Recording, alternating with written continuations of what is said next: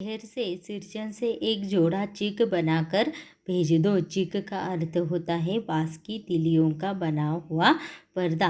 मुझे याद है मेरी माँ जब कभी सिरचों को बुलाने के लिए कहती, मैं पहले ही पूछ लेता भूख क्या क्या लगेगा। मुझे याद है, लेखक कह रहे हैं कि मुझे याद है जब मेरी माँ कभी कभी मुझे कहती कि जाओ सिरचों को बुलाकर ले आओ, तो पहले मैं उसे पूछता कि भोग क्या क्या लगेगा, मतलब खाने को क्या क्या मिलेगा। माँ हंसकर कहती, जा जा बेचारा, मेरे काम में पूजा भोग की बात नहीं उठाता कभी। मतलब वह क्या कहती है कि जा जा बेचारा। बेचारा कौन है? सिरचन। सिरचन बेचारा सिरचन मेरे काम में पूजा भोग की बात कभी नहीं उठाता। मतलब मुझसे वह कभी भी कोई उम्मीद नहीं रखता।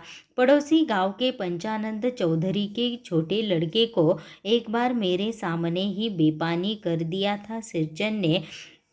पड़ोसी गांव के पंचानंद चौधरी के छोटे लड़के को एक बार मेरे सामने ही बेपानी कर दिया था सिरचन ने।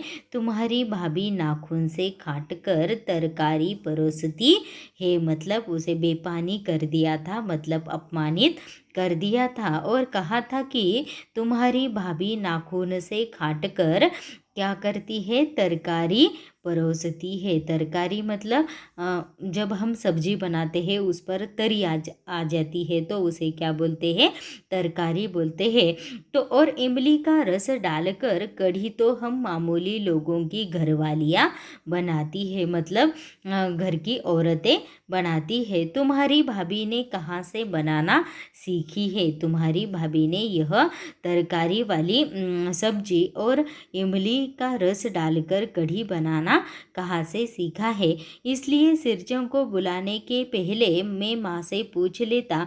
सिरचों को देखते ही माँ हुलस कर कहती, आओ सिरचन। इसलिए सिरचों को बुलाने के लिए पहले मैं माँ से पूछ लेता था कि मैं सिरचों को बुलाऊँ क्या।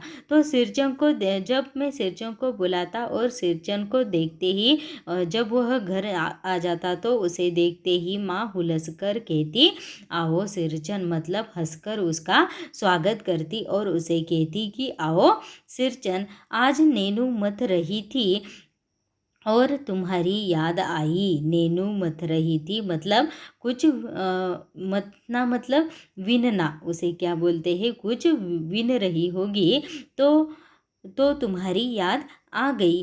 घी की खकोरों के साथ चूड़ा तुमको बहुत पसंद है ना? घी की खकोरन। घी का खकोरन मतलब जब हम तूप बनाते हैं मलाई से, तो जो पतीला होता है जिसमें हम तूप बनाते हैं तो उसके नीचे का जो वहाँ पर रहता है और हम उसमें रोटियां करके बारीक करके उसमें खाते हैं तो उसे क्या बोलते हैं? घी की खकोरन। तो तुम्हें वह बहुत पसंद है। और बड़ी बेटी ने ससुराल से संवाद भेजा है, उसकी ननद रूठी हुई है मोती की शीतल पाटी के लिए। वह क्या कहती है कि मेरी बड़ी बेटी ने ससुराल से संवाद भेजा है, मतलब ससुराल से मुझे क्या भेजा है? मुझे चिट्ठी भेजी है और उसमें उस चिट्ठी में उसने क्या कहा है कि उसकी ननद क्या हो गई है? निराश हो गई है, रूठ गई है। उसे क्या चाहिए? मोती की शीतल पाटी चाहिए। शीतल पाटी मतलब चटई। सिरचन अपनी पनियाई जीभ को संभाल कर हंसता, घी की सौंधी सुगंध सूंघ कर ही आ रहा हूँ काकी, नहीं तो इस शादी ब्याह के मौसम में दम मारने की भी छुट्टी कहाँ मिलती है। तो सिरचन जब उसे घी की खकोरन की सुगंध आती है तो अपनी पनियाई जीभ, मतलब उसके मुंह में क्या आ जाता है?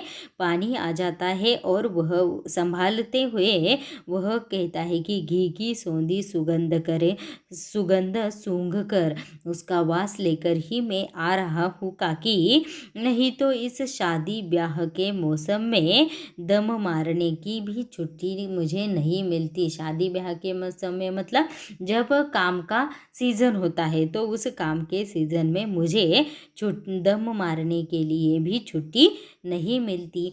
सिरचन जाति का कारीगर है। सिरचन जाति का कारीगर है मतलब वह एक व्यावसायिक है। मैंने घंटों बैठकर उसके काम करने के ढंग को देखा है। लेखक कहते हैं कि मैंने बहुत सारे घंटों बैठकर उसके काम करने के ढंग मतलब काम करने की उसकी जो पद्धति है उसे देखा है। एक एक मोती और पटेर को हाथ में लेकर बड़े जतन से उसकी कुच्ची बनाता। कुच्ची झाड़ू, कुच्ची का अर्थ क्या होता है? झाड़ू बनाता। फिर कुच्चियों को रंगने से लेकर सुतली सुलझाने में पूरा दिन समाप्त। कुच्चियों को रंगने के लिए मतलब झाड़ू की जो मुट्ठी होती है उसे रंग देने से लेकर उसे सुतली से मतलब सुतली मतलब सुतड़ी, तो उसे बांधने तक वह पूरा काम करता था और उसी में ही उसका पूरा दिन समाप्त हो जाता था। काम करते करते उसकी तन्मयता में जरा भी बाधा पड़ी कि गेहूं सांप की तरह फुफकार उठता। काम करते समय जब सिरचन काम करता था तो काम करते समय उसके काम में जो भी समस्या निर्माण करता, जो भी बाधा निर्माण करता, तो वह उसे क्या कर देता कि गेहूं सांप की तरह फुफकार उठता।